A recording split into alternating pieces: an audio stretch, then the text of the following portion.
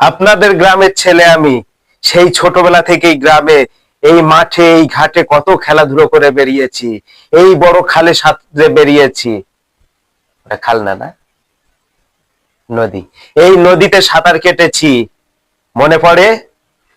হয়তো আমাকে কারো মনে নেই। কাকিমা, মনে পড়ে?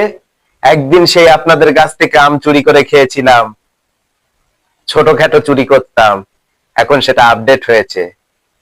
সারা জীবন ধরে আমি ভেবে গেছি কিভাবে সমাজের সবাইকে ভালো রাখবো, ভালো রাখার চেষ্টা করব, কিন্তু কোনোদিন করে উঠতে পারিনি।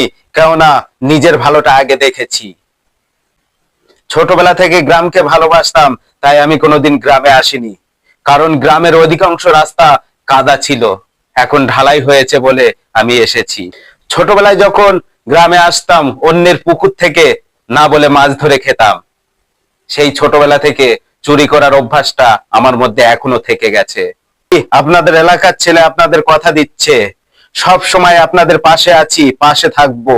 প্রতি বছর শীতের সময় পিকনিক করতে আসবো। আমার মনে আছে আগে যখন এই স্কুলে পড়তাম, এই সামনের স্কুলে যখন পড়াশোনা করতাম, শিক্ষক মহাশয়রা আমাকে কত ভালোবাসতো। স্কুলটার নাম কি? এই স্কুলে যখন পড়াশোনা করতাম, সবাই আমাকে কত ভালোবাসতো। তাই আপনাদের এলাকার ছেলে আমি এসেছি আপনাদেরকে একটা উন্নতির চরম শিখরে তুলতে।